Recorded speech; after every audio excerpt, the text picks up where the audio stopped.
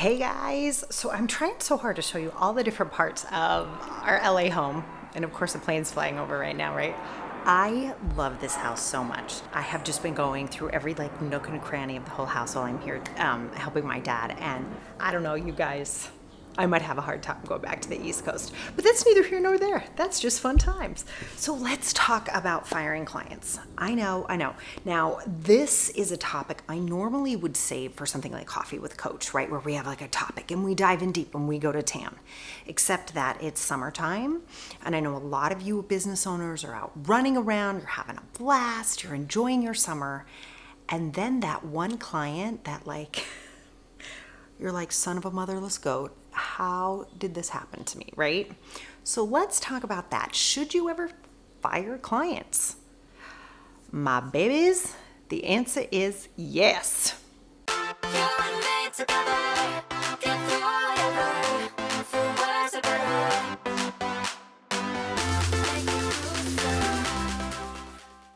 Okay, so how do you know whether or not you should fire a client? So here's the deal, and this includes customers. So for those of you that sell products, I know it's so much easier to say, oh, let me just make this one sale and go. Fine. So we're gonna start with the product end of it first. For those of you that actually sell physical products, maybe you sell bracelets, maybe you make candles, maybe you make clothes, maybe you like little widgets, maybe you're an artist, right? And you get commissioned to actually create beautiful artwork for people. How do you know you should fire one of those customers or actually say, I don't think we're the best fit? It's really hard, right? Because in the back of your head, you're thinking, I should just keep selling to them. It's totally fine. It's no big deal, right? And that can be true. And if that really works for you and you're fine with it, fine, right? Because when you're selling a product, the person goes away after they purchase sometimes. And here's where I'm going to put a little bit of a caveat in here of just sell and then run away. You guys know if someone's unhappy with something that they've purchased, they're 5 times more likely to tell people about it. If they're unhappy or if they have a complaint or if there's something they didn't like. Whereas, right, if they love something, they might tell a couple people. If they're pissed about something, they'll tell 5 times more people. Crazy, right? So if somebody loves your stuff, I love those Lake Life candles. If you follow me during Christmas time, I always talk about them. I love them. I think I need to become an affiliate because I love them so much. But let's say I love that candle. I'll tell you guys, right? Because that's what I do. But as far as my personal friends, I got to tell you, I think I told one person. But there were a couple things I purchased recently or a couple books that I was like, seriously, how did this catch on? That sort of thing. I talked to everybody about it. And I just watched my own behavior. I'm like, oh my God, I'm a statistic. But it's true. Think about your own life. So when you're selling to people who are challenging, people who love to complain, people who like to get their money back, and listen, you always deliver great customer service. You always bring the best of yourself to every situation. And you can actually say to somebody, this is the 3rd time you've returned something. And I hate to say this to you, but maybe we're not the store for you. You might want to try X, Y, and Z and send them on their way and be great, right? Telling you, it works. And it's going to save you so much grief because every time you are working on a refund or you're working on your own anger and your own emotional response to someone who's been mean or disrespectful, every time you have to deal with your staff who's dealt with someone who's mean or disrespectful, it's going to take away from your ability to sell. It's going to take away from your ability to be creative about your business and get back out there and think about other things that you can actually do to increase your revenue, right? Bummer. So it's much better for you to give up a couple sales and send someone on their way. Think about Macy's and Gimbals, right? That whole thing.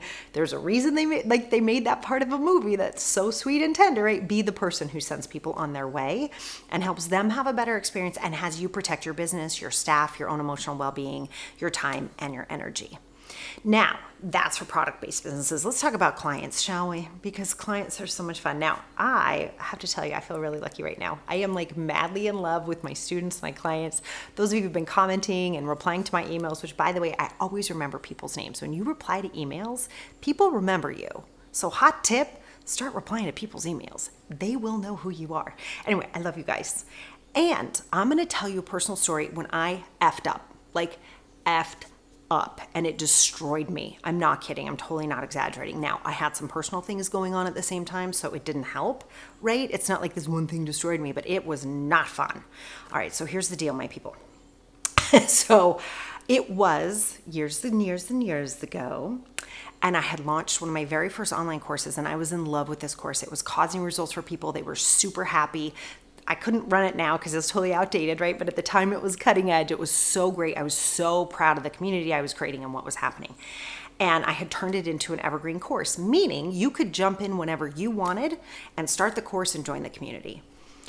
There was one woman who joined, and the process was we would have a discovery call. I would make sure you're the right fit. I was very protective of my people, very protective of the community and of the women and how they were involved. And I wanted to make sure that anybody else who joined would fit, right? That there weren't the negative Nellies. There's nothing wrong with having a challenge. We're all going to have those, especially when you're in a business course. You're going to run into challenges. There's no problem with that. But then there's like the negative nasties. You know what I'm talking about? Totally different. So I would weed those people out. And this particular client kept me on the phone for a really long time. Let me reword that. I allowed her to keep me on the phone for a really long time. You guys know what I'm talking about? Yeah, see how we take responsibility for our own behavior? I allowed her to keep me on the phone longer than the allotted time. That was lesson number one. I noticed she wasn't respectful of my boundaries, and I noticed in her present I wasn't respectful of my boundaries. That should have been a signal to me that I wasn't prepared yet in my own journey to handle a client like that. Isn't that interesting? Because we learn how to do that as we grow, right? It's like, I'm leaving now. You go make your decision. I'm out, right? Like, no. But I was green. I was new. I didn't understand that yet. And now looking back, that would have been sign number one. I wasn't respecting my own boundaries in her presence, and that should have told me something. I wasn't prepared to take on that client. I should have sent her to someone else. So that was then. That was number one. The number two, she said, I want to talk to somebody who's worked with you. And absolutely, I have people who love giving testimonials for me. I'm always very grateful for that because these women are off running businesses. They're incredibly busy. So to say, hey, could you take a minute to talk to somebody for me? Oh my gosh, like I don't ask for that lightly, right? So I was already really extending out like that. And she then kept that client on the phone for an hour. And I was like, I have messed up. Then she signed up, and 2 weeks later on a non-refundable course asked for a refund because she wasn't doing the work. Silly me, silly me. Now, looking back, I can see all the points at which I could have seen the signs and been like, oh my gosh, this is not the right person for me to work with. Not because there's anything wrong with her, not because there's anything wrong with me, but at that specific time and place, not the right choice, like not the best option, right? And I just didn't see it yet. I wasn't seasoned enough. So I hope as I'm being uncut with you and just sharing with you, you're recognizing for yourself like, oh my gosh, yeah, that's why that one went awry. That's why this one made me feel awful. Like, oh, that's it, right? Okay, so when I tell you this destroyed me, right, I use that term. Now, there was something else going on. My stepmother, who lived in this home with us, right, love her. She was diagnosed with stage 4 lung cancer at the same time. So obviously my attention wasn't quite where it normally was, right? Like I'm incredibly focused on my students and my clients, and I give 110%. When I'm on a call with you, you know it, right? You guys can attest to that, right? Like when I'm with you, I am with you. And all of a sudden that got really hard. So what I did is I closed down that version of that course. I rounded out, made sure everybody got what they needed, and we finished up and everybody got their calls and everything was like, I didn't just buy, right? Like we rounded out, we did the right, wonderful thing with it. I was so proud of how we handled it. But internally for me, what had happened was I was like, you suck, Sarah, you suck. You couldn't keep somebody in the course. You couldn't work with somebody to understand what was stopping her from taking the actions she needed to take to be successful. You are a failure. Yeah. So that's one, right? So I think had I not had the personal things going on, it might not have felt so devastating, but it really did. And you guys, I did not sell for the next 3 months. I know.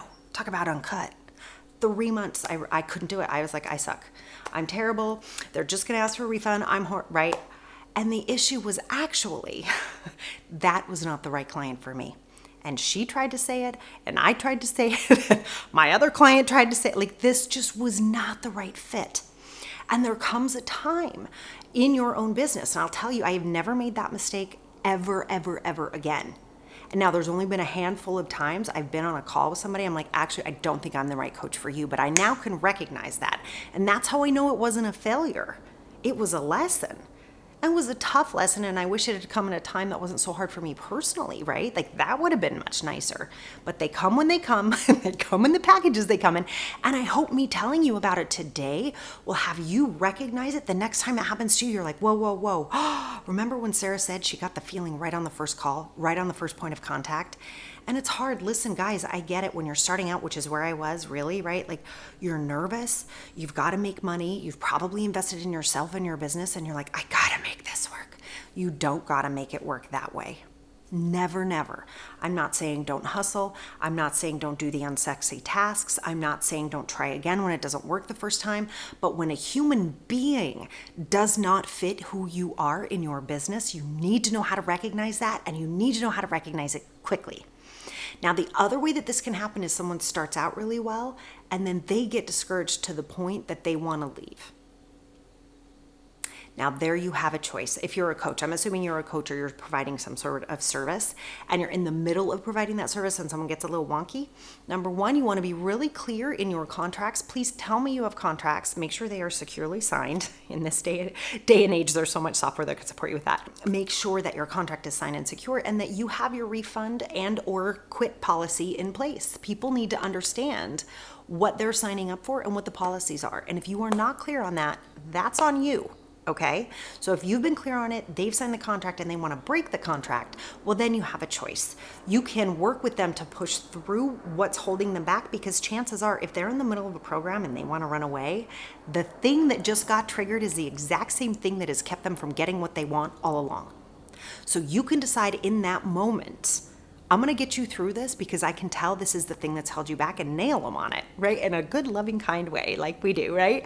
Or you say, all right, if you're not going to work through this, I don't want to work with you, and let them go. I know. But again, it goes back to the same thing. How much energy, how much effort, how much of your emotion?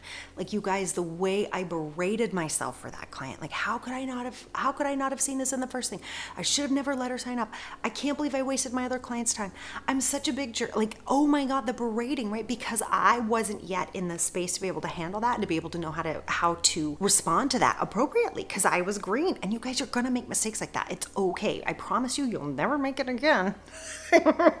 And I love when I can make mistakes for you so you don't have to. Ta-da! So that's what this is. I hope that this story has been super helpful for you, that you understand, listen, we're all gonna make mistakes. We're all human. We're all doing the best that we can. And I will say too, one thing I do wanna leave you with is that specific client speaks very highly of me to this day.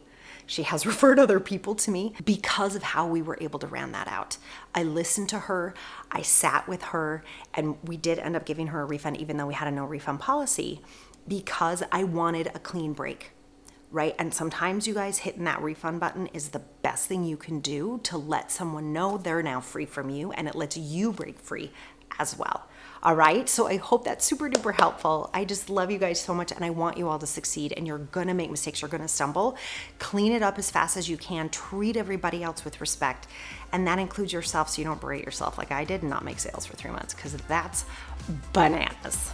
All right, so have a wonderful week. I'll see you guys here next week.